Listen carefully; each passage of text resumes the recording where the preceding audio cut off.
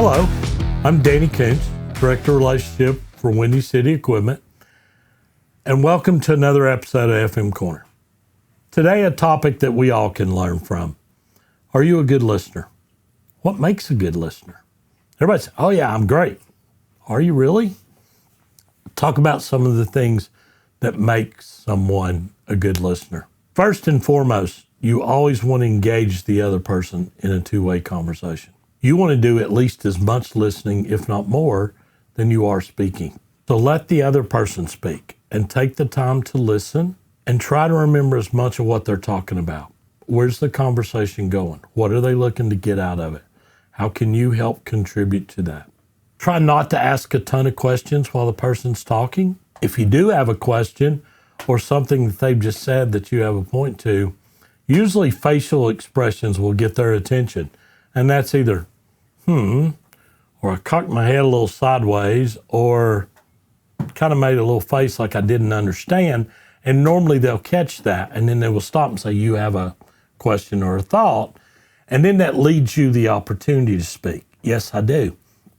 You actually said something which I haven't heard before, and then you go into a little detail about what it's about, or I have a question about it, or I've always seen that a different way. And then you give them a little bit of what your question was, but you're not interrupting them by just in the middle of their conversation asking them a question. You're kind of giving them a little tip, and then let them ask you, what is the question or what is the concern that you have? And then you have the opportunity to speak, and then they can go right back on track to the rest of the conversation of what they want to talk about. So just use a little motion, like I said, so that they see that you, and then they'll typically pick up on that and they will ask. Wait till the person is finished before you start into all your responses. Let them talk and try to remember the points that they made that you want to discuss when it's your turn. And then when it's your turn, thank them for sharing that time and giving you their opinions or asking you to help with whatever their problem is for the opportunity. Don't tell them they're wrong. Tell them you understand. And especially if you can say, I understand, and I actually agree with a lot of what you're saying. So let's take the agreement part. We're in agreement. I feel the very same way, and give them a point or two on those pieces. And then move to the items where maybe you don't agree as much, or you have a different opinion, or even an option. Instead of just saying, I don't agree, say, have you looked at it this way? And then give them another way to evaluate it or look at it. Doesn't mean they're wrong. People sometimes, the first time they get the hint that you don't agree with what they're saying, they'll stop and then they won't open back up. So you never want to do that. You want to say, I have a question, or I'm thinking about what you said. Is option B a way that you possibly could go that might solicit a better answer or something like that? So I'm not saying no, I'm presenting an option to you. Or I've had that happen to me, and I tried exactly what you're talking about, and I wasn't successful either.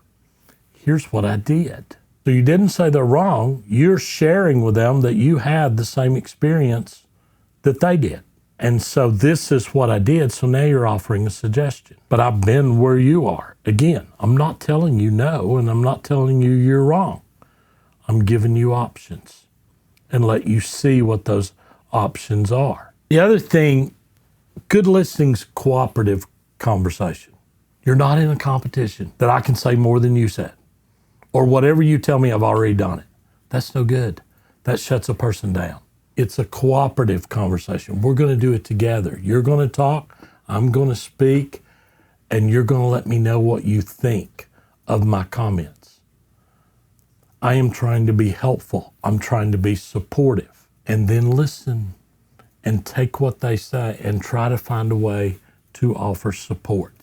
That's what you're really trying to do in a conversation, because more often than not, folks are coming to you because they have an issue and they have a problem and they can't figure it out, or they just don't know what to do and they got to blow off steam to somebody and they picked you. Okay, that's great.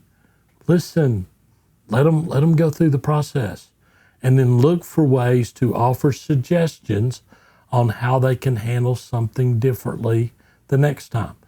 If they've come to you immediately after being very upset, they may not hear you right then. It may take a little while. They may come back to you the following day or later that day, say, okay, I got it. I understand where you were trying to go.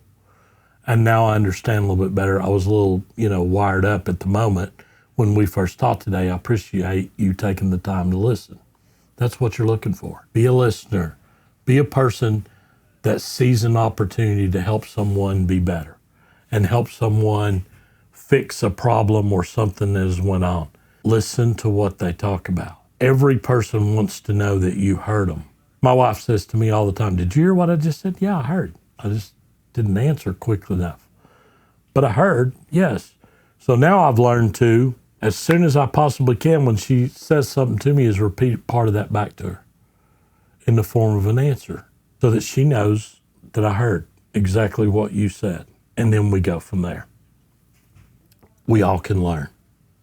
Listening's an art. Everybody says they're good at it, but many people find out that they're not. So take the time. Let someone talk. Stay away from no, you're wrong. Don't say that.